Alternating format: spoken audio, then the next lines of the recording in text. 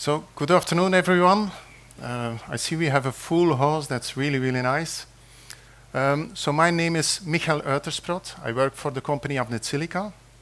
We are a distributor. We sell electronic components and hardware. And I'm focusing on artificial intelligence, machine learning, embedded vision. And today I will talk about specifically generative AI and more in detail about large language models. So what I wanted to find out is, we are spoiled with tools like ChatGPT, and what I want to find out is, how does this work on embedded devices? What is the performance? What is the quality of the audio or the text that you can generate with a local large language model? And if you run this on embedded devices, starting like an NXP i.MX95 up to an AMD device, for example. So I did a few tests, and this is what I will explain today. And I will also go a bit more in detail about a use case that I worked out. So if we talk about generative AI, then what most people know, of course, is like chatbots, but you can also generate images. What is the key thing is that you generate something new, something that did not existed before. It's different with standard machine learning or deep learning, typically for vision applications, where you have pattern recognition. You find out what you see in an image, for example, or a video. And it is also different, and it's in fact the next step you have with generative AI, it's agentic AI. This is like a software tool that can take actions to execute, for example, a task. But if we talk about generative AI, and it's in particular chatbots, then it's more like generating content, generating text. So today I will focus mainly on avatars, which is a kind of chatbot, and it's a kind of individual that you create of a chatbot like it is a kind of a person. So running generative AI locally on embedded devices, why would you do that if you have like a ChatGPT, Claude, also all the other kind of high-end models, they are running very well. You have very good performance out of it. But on the other hand, there are a kind of things, and the three first are quite important. If you can run it on an embedded device, then you do not need to have an internet, or you can choose not to have an internet connection. Data privacy is a very key one. People send information, ask questions through this kind of chatbots, which can be very confidential. OpenAI did some investigation, and I think they have now like 500,000, something like 40 to 60% of the people ask questions which are confidential. So this is a big issue if you see what can happen then for a company, for example. In addition, lower cost. You pay for tools like Claude, ChatGPT. If you can run it locally with a large language model, then you don't have a cost, because this is the open source and free models that you can use.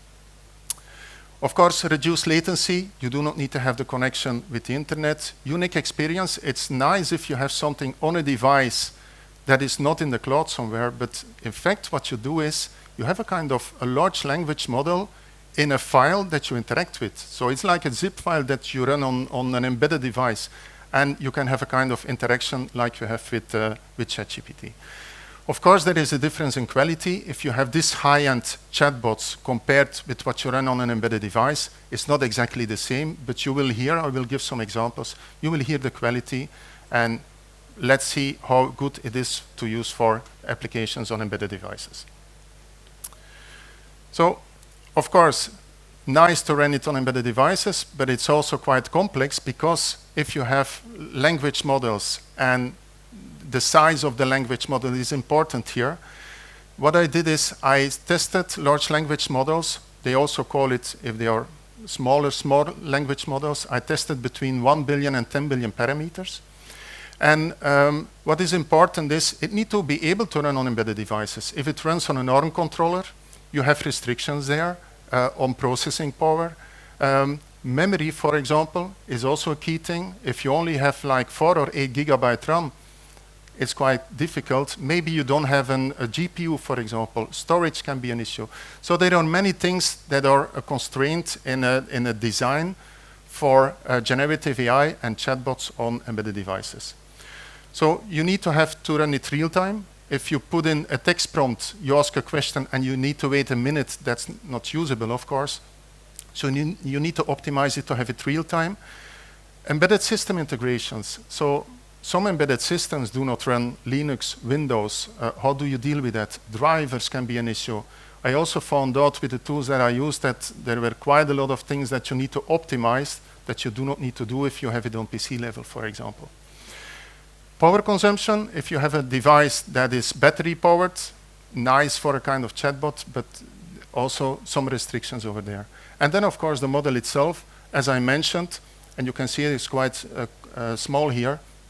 So the bigger large language models are typically several hundreds, billions of parameters. If you have like the models that I talk about, this is only 1 to 10 billion parameters model that I use here. So, as a kind of test, I was inspired by something that already exists, which is Google Notebook LM, and in particular the podcast implementation you have. I don't know, are there people that tried it already? So it's like, you tried it? Yeah. You like it? Yeah.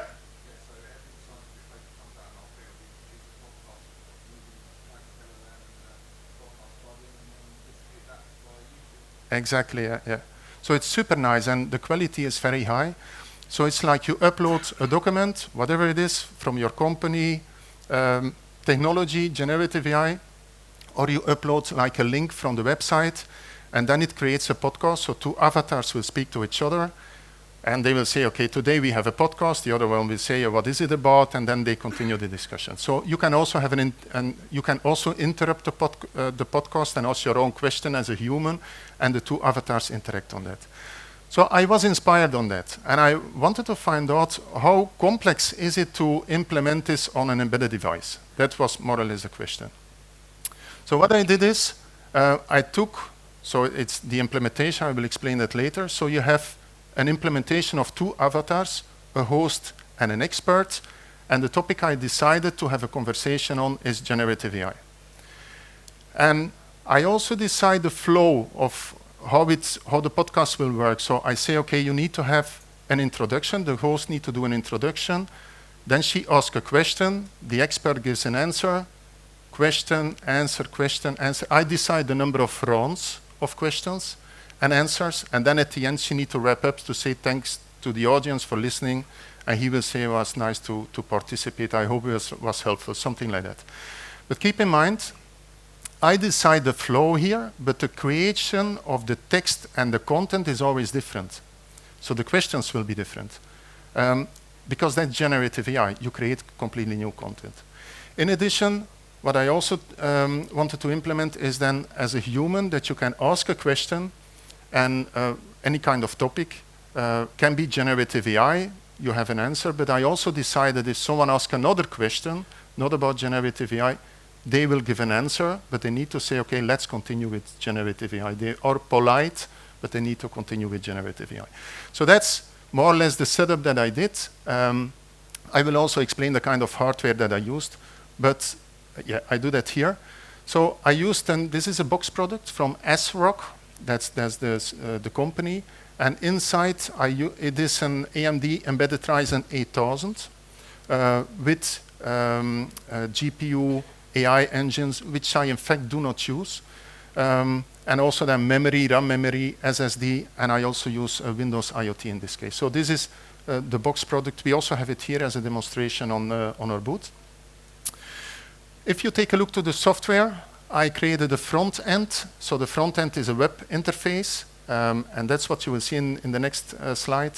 A web interface where you see the avatars interacting with each other, the text you see also, and you will also hear it when they speak. There is also a backend server, so this is written in Python, where you have three key components. So that's a speech-to-text engine. So if you talk as a human, that it can understand what you say and convert it to text. You have the large language models. I can even select for the avatar which kind of model they use, so it's not always the same model. And then you also have a text-to-speech engine, which is then translating the text to voice, and that's what you can hear with the audio.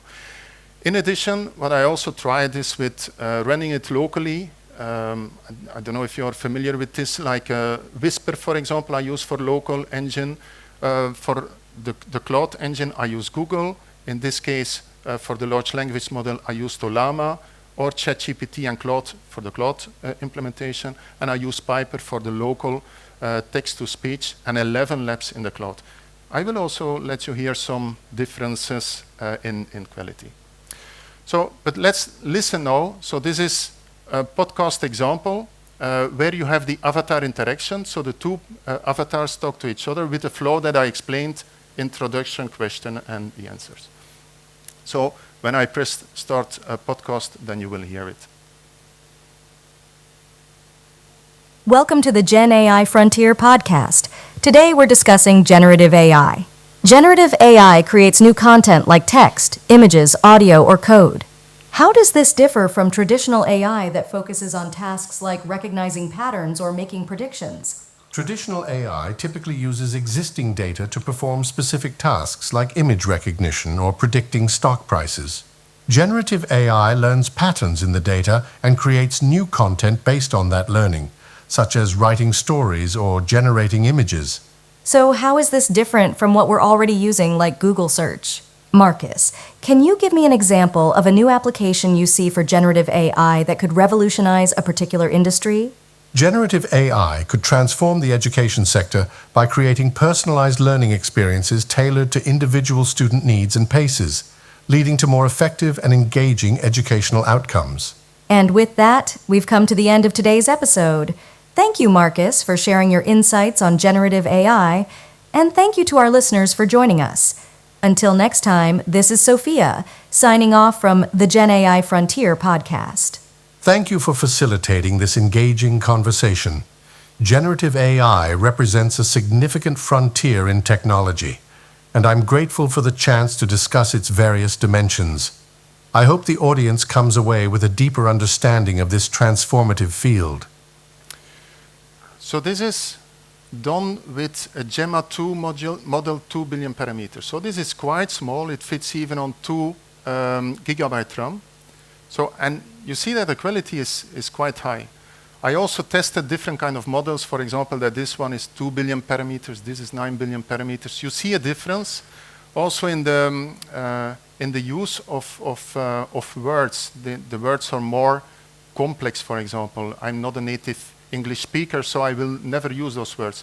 So that's what you see. Also, if you connect it, for example, this one, a local, and this one, for example, like ChatGPT, you see a difference.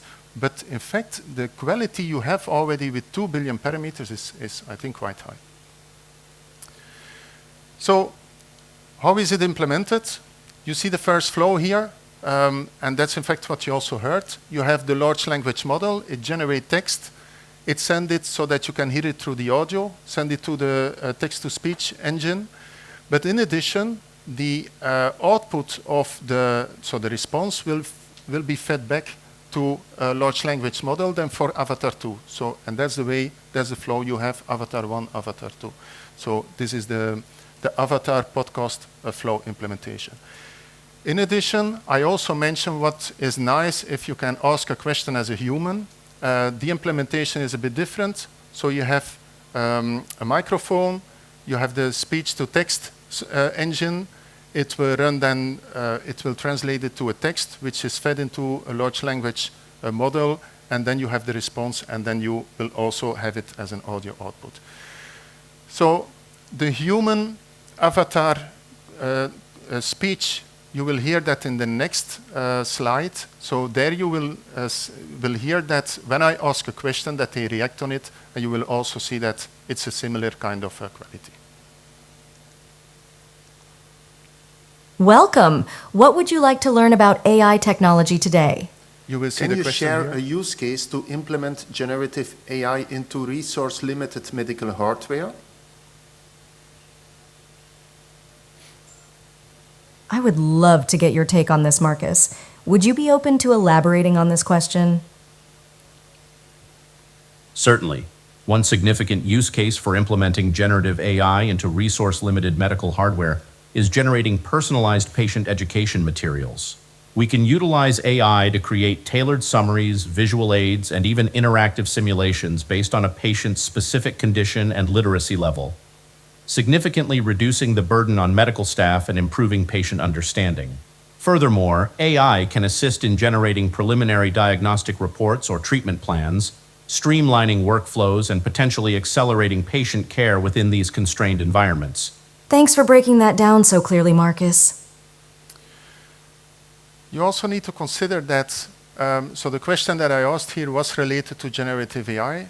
This morning I had someone on our booth had asked a very technical question about the topic quantum electronics, and I don't know if the answer was right, but he checked that, because it was his topic, that the answer is correct. So you need to imagine that in a 2 billion parameters model that you have the content of the internet and books in this kind of small file that you interact with on your embedded device. So it's quite, this was not possible a few years ago, but this is quite impressive. So if you take a look to the core technologies that I use, so for the local large language model, I used Olama. Olama is a tool that you can use where you can upload, in fact, different kind of models, local large language models, coming from Hugging Face, for example. And in this case, you can run it and link it. So that's what I did in the Python code. And the results that I had, for example, with Gemma 2, were that's the one that I selected here, quite impressive. In the meantime, there is also Gemma 3. Result is similar. It's a little bit better, but it's quite similar. Again, many other models you can test, like this is 5, for example, from Microsoft. You have Mistral from Mistral AI, all those kind of models. So there are thousands of models available that you can test. So the cloud models I tested was a Cloud 3 and 3.5 Sonnet. For the application here was not really necessary, but if you have really like a kind of high-end application, then maybe that would be better. For the text-to-speech, I used, or what you heard was not running locally, because I used 11 labs in the cloud, because the quality is higher than the one I can run locally. And the one I use locally it calls Piper TTS, text-to-speech. What is nice, of course, is that it runs locally. It supports 30 different languages. By the way, this is also what you have inside this file. It's not only English. You can also have French, German, for example. This is all in this model already implemented. By the way, open source. So all the tools you see here are open source. So you can build it yourself. You can create this kind of things based out of it. Welcome to the Gen AI Frontier. Okay, maybe let me explain that first. So I'll let you hear the difference between Piper, so running locally. So this is the text-to-speech, so the sound you hear, running locally. And the second time you hear it is with 11 labs, so that's what you heard also before, with a higher quality, but this is then in the cloud. So you will hear the difference now. Welcome to the Gen AI Frontier, where we explore the technologies shaping our future. Today's topic is generative AI, and generative AI can create new content like text, images, or code. How does that differ from traditional AI? Thanks for tuning into the Gen AI Frontier. In this episode, we'll be discussing the fascinating world of generative AI. Generative AI creates new content like text or images based on learned patterns. How does this differ from traditional AI's task-oriented approach? So you clearly hear the difference. So Piper is usable, but it does not sound that natural like what you have with 11 labs. Of course, 11 labs, this is a cloud implementation. It's also with a subscription, so you need to pay for it, like I explained in the beginning. But the good thing is that yesterday I even saw there is a company, a two-people company, they created a kind of quality which is like 11 labs running locally. It's on high-end GPUs, but they plan to have this also on CPUs. So it's going super fast. So what you have now, like with Piper, will be improved so that you can also run it with the quality of 11 labs on the device itself. It's going super fast, so this is coming, I would say, the coming months as an implementation. The third, last core technology is the speech-to-text. There I use Whisper from OpenAI. So this is the local model. It's very popular. It exists in several kind of models, so where you have tiny, base, small, medium. The difference is that the bigger it is or the better it is, the more it needs resources, the faster or the slower it will work, those kind of things. So it's a trade-off. You need to find out which one is the best. What is nice also is that it has an implementation, for example, that it reduced the noise and do not detect the noise. We had, for example, like an application where you had a kind of microphone, and when you touch it, it immediately reacts, and that's not what you want. So those kind of things are implemented also with AI tools, and Whisper AI has this already implemented. In addition, the cloud model that I used is one from Google. It's a speech recognition library, but yeah, both are given quite similar results. Okay, so why do we do this? So it's not purely to have the podcast. The podcast is nice, but keep in mind that you have this kind or can implement this kind of applications for this kind of use cases. For example, imagine if you have like a conference system. You are sitting in a conference room with 10 people. In the middle, you have the device.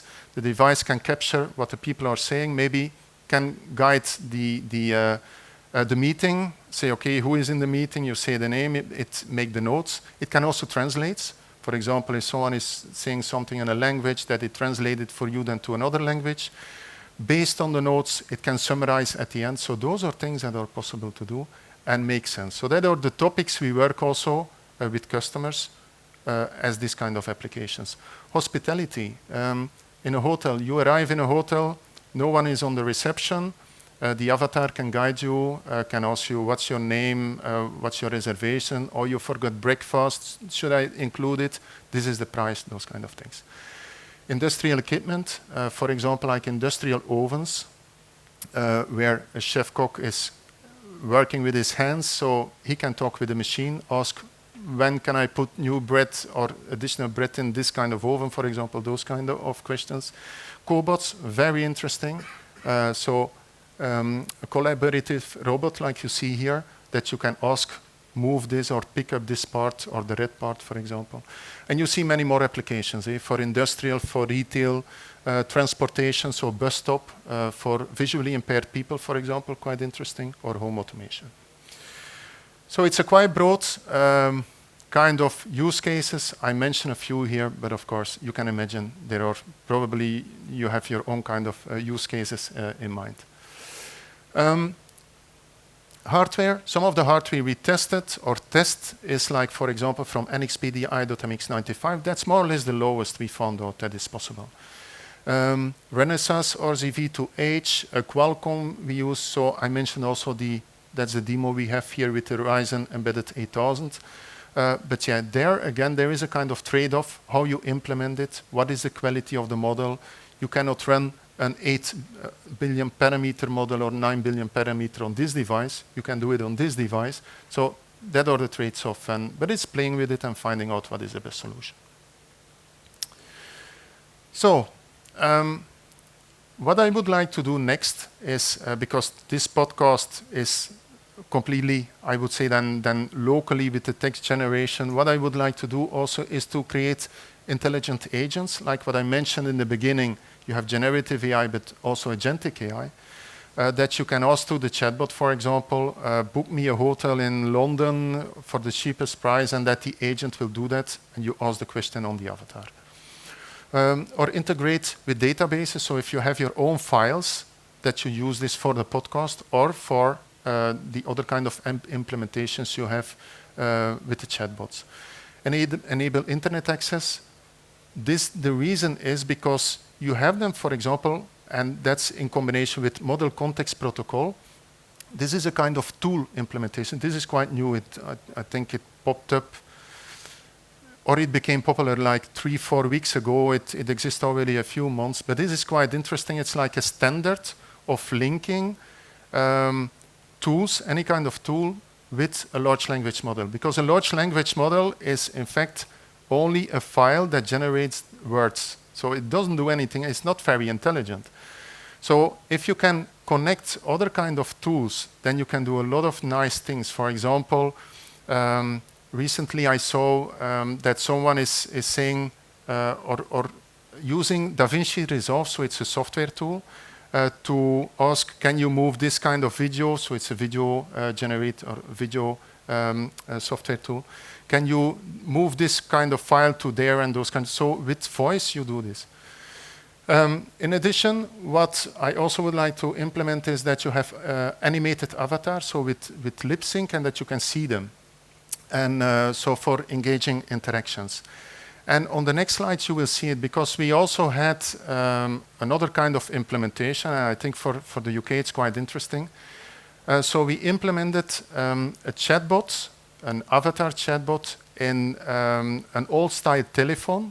So it's a K6 telephone you have in the street. A little bit further, I see an old one here.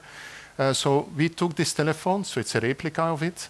We implemented in there an old-style rotary phone, so that you need to dial the numbers. And when you dial a number, you call the avatar. And it can be an avatar, you will hear it in this case, who is the game master, and you can play the trivia game. And you as a human decide the topic of the trivia game. You say, for example, I want to play the game on football, and it will ask you questions on football, and will say, is it A or B? You say it's A, it's correct or not correct. So those kind of things. What is also nice is we implemented an avatar that you call back to the past, to a person from 1950 who is a guy from Texas, and you can have an interaction with him. Or call to the future. So it's quite crazy, those kind of things. It's very nice if you play with this. But what you will hear here on the next slide is that you will see the telephone box. I will dial the number, and it will be the game master that you will see. By the way, so this is the avatar.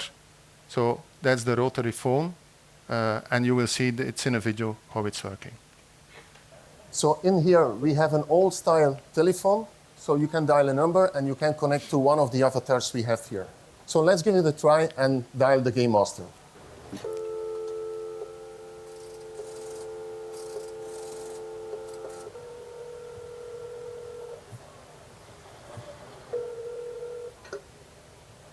Hello. Hello. Hi there. Hello. Welcome to the show. I am excited to be your quizmaster today. We will play a trivia game. I will be testing your knowledge with some questions. What topic interests you? You could choose. I'm interested in music. You would like to play a quiz about music. Is that correct? That is correct, yeah. Great choice. Would you like an easy or difficult question for this round? I prefer an easy question. An easy question coming right up. Here's your question. What instrument is commonly known as the king of instruments? Option 1, piano. Option 2, organ. Let me know what you think. I think it's option 2. That's correct. Well done. The organ is often called the king of instruments because of its wide range and expressive capabilities. What a great answer.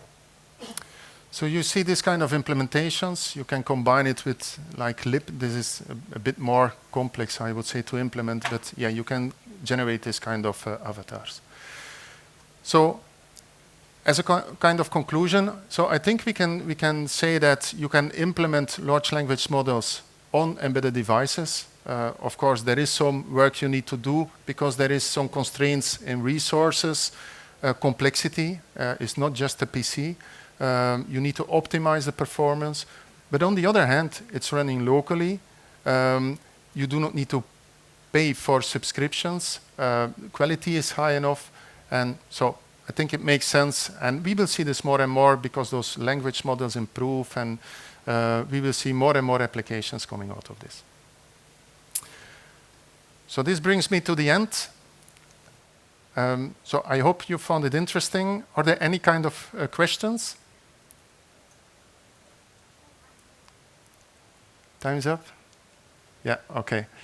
So we are at the booth over there. So I think, yeah, it's K1. So if you want to see the demo, if you want to have an interaction, discussion, you are more than welcome. Thanks a lot.